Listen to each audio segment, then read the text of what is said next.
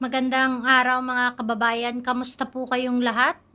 Ngayon ay meron tayong panonoorin na video galing sa The Czar at talaga namang ito ay nakakabahala, nakakatakot para sa mga kabataan. Ito nga ay tinutukoy na yung Kabataan Party List ay ayon dito sa papanoorin nating video ay ang Kabataang Party List daw mismo ang nagsama doon sa bundok at namatay nga na isang kabataan na namatay na NPA.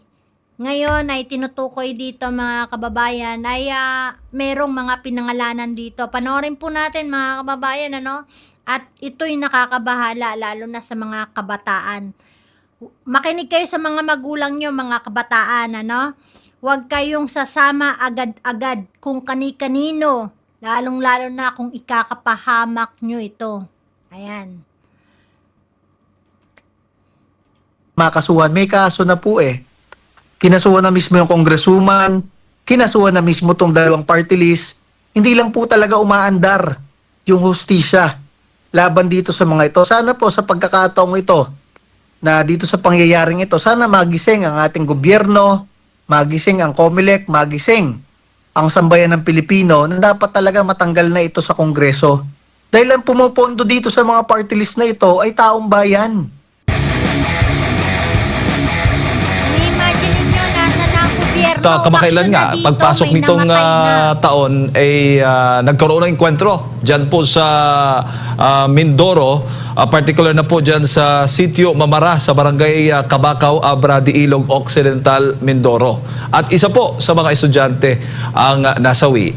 At isang estudyante naman po na nagngangalang, o isang kabataan naman na nagngangalang Chantal Anicoche ang nahuli po ng kasundaluhan. Ano po ba ang inyong masasabi dito? Unang-una po, ang masabi natin dyan, napakinggan natin yung isang magulang na nagsasalita. Galit na galit siya sa Kabataan Party List kasi nananawagan daw ng hustisya yung Kabataan Party List. Ang sabi mismo nitong magulang, ang nagdala sa kanyang anak sa bundok, sa kapahamakan, ay yung mismong Kabataan Party List. Tapos ngayong namatay yung anak niya, ang nananawagan ng hustisya, yung nagsama sa kanyang anak sa bundok. Kaya doon po makita ng taong bayan na talagang itong Kabataan Party List ang may kaugnayan sa New People's Army. Dahil dinala ang kanyang anak sa NPA area, napatay bilang NPA, tapos ngayon nananawagan yung Kabataan Party List ng hustisya. Kitang-kita doon sa galit ng ina kung sino. Sino ba naman hindi magagalit, ano? Anak niya namatay, tapos ngayon parang binabaliktad siya mga kababayan. Kakatakot to. Talaga ang nagpapahamak sa ating mga kabataan. Pangalawa, dito naman kay Chantal yata yung pangalan na nito, natagpuan sa bundok, natagpuan sa NPA area.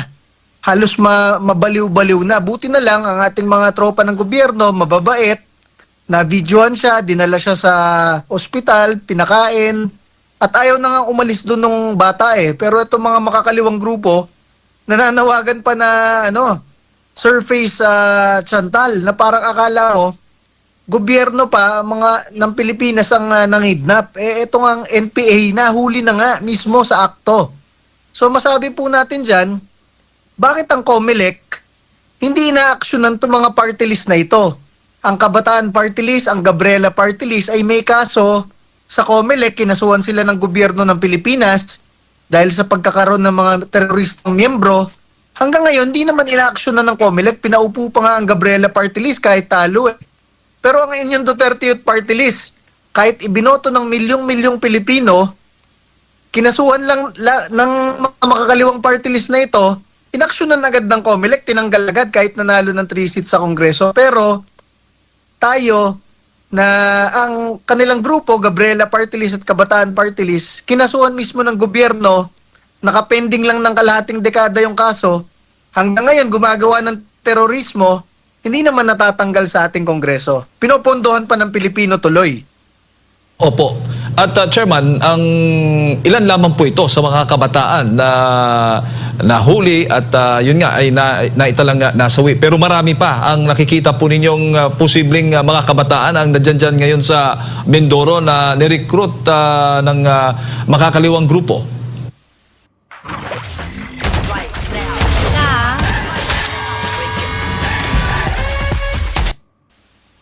Marami pa yan, sir. Alam niyo kung bakit? Nung panahon po ni Pangulong Rodrigo Duterte, nagkaroon ng NTF-ELCAC at tayo sa National Youth Commission noon ay naging parte ng NTF-ELCAC.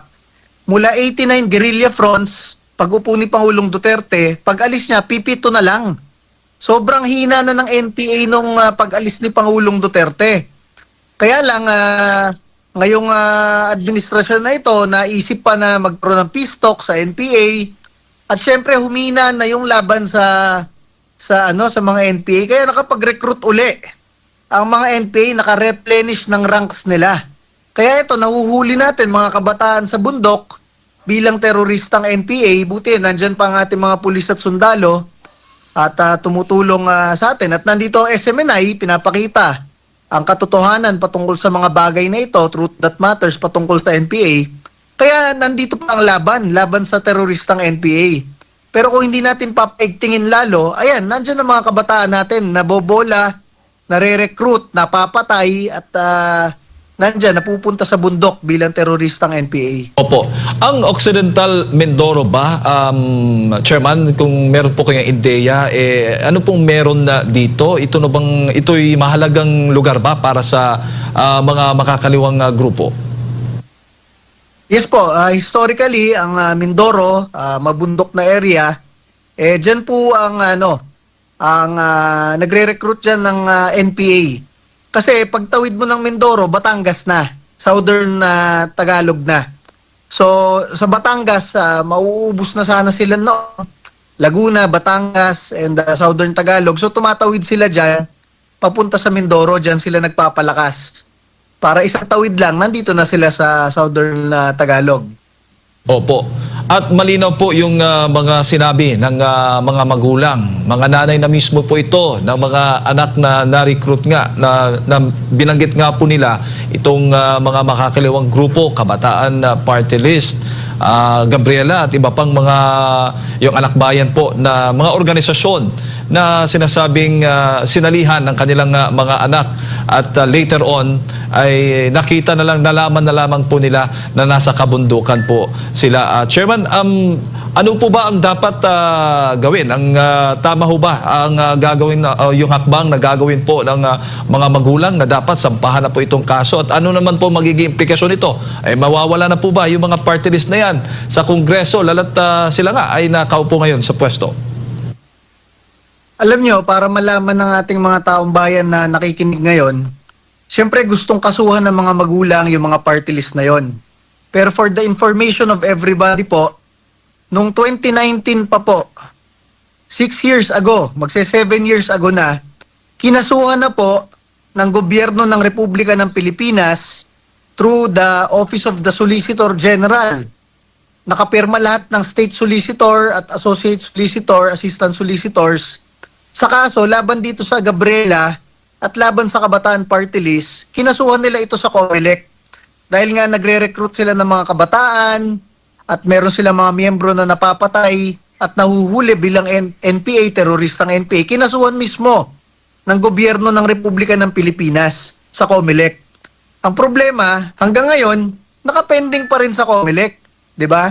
Kaya nga masabi ko nung Mayo last year, ang sabi ng COMELEC, ang Duterte Youth Party po, kinasuhan ng mga makakaliwang grupo, kaya po hanggat... Teka, 7 years na! 7 years na, COMELEC, gising-gising naman, COMELEC, Aba naman, binabayaran kayo ng taong bayan, tapos hindi umuusad itong kasong to?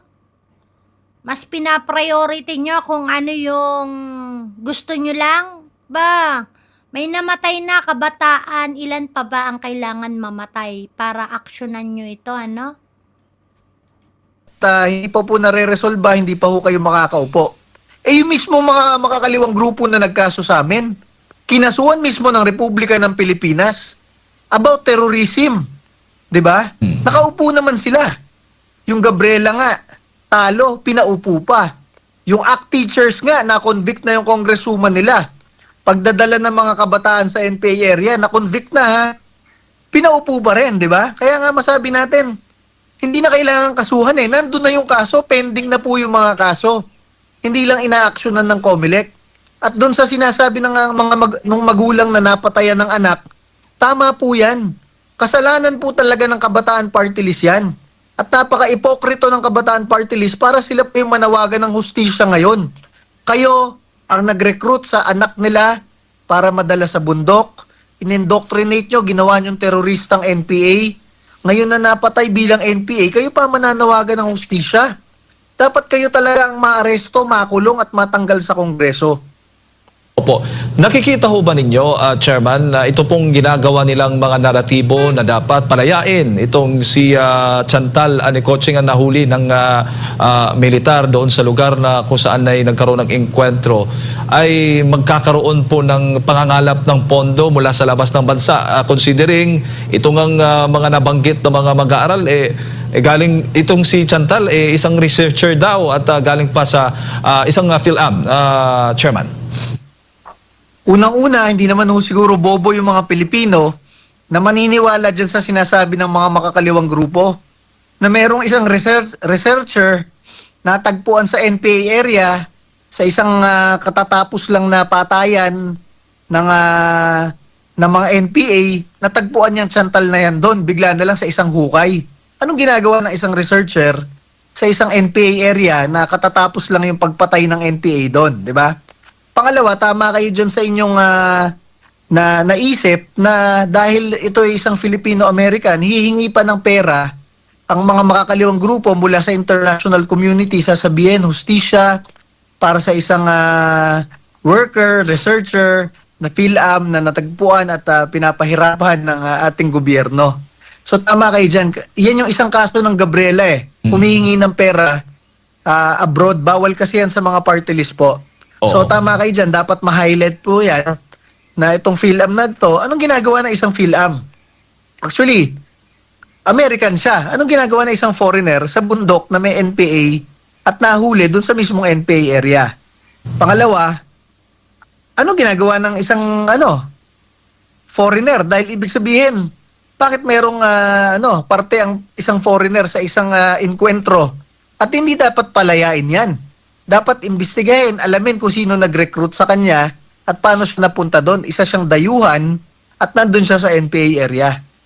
Opo. So sa halip na simpatya, ginagamit itong mga kabataan, in short, ng mga kaliwang grupo para po sa kanilang sariling interest na makapangalap ng pondo pa. Ang tanong lang, bago ko lang ipasa kay partner Admar, Chairman, ganito, yung mga kabataang ito, nag-aaral po sa mga kilalang mga universidad, pero bakit at papaano po sila na-recruit, nahihikayat, nakukumbinse nitong mga makakaliwang grupo ng ganon-ganon lang, Chairman, at later on ay makikita na natin sa mga kabundukan may mga armas ng hawak.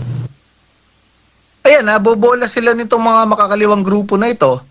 Pero kung titingnan ninyo, humina na yung suporta sa kanila. Ang inyong Duterte Youth Party List, binoto ng halos 2.5 million na Pilipino, mga kabataan, mga pulis at sundalo, dahil nakikipaglaban tayo sa mga recruitment ng NPA sa kabataang Pilipino. Ang boto ng Gabriela at kabataan, halos 200,000 na lang. 'Di ba? Pati ACT teachers, halos 200,000 na lang. Sobrang baba na. So ibig sabihin, ganyan na lang yung suporta niya mula sa mamamayang Pilipino.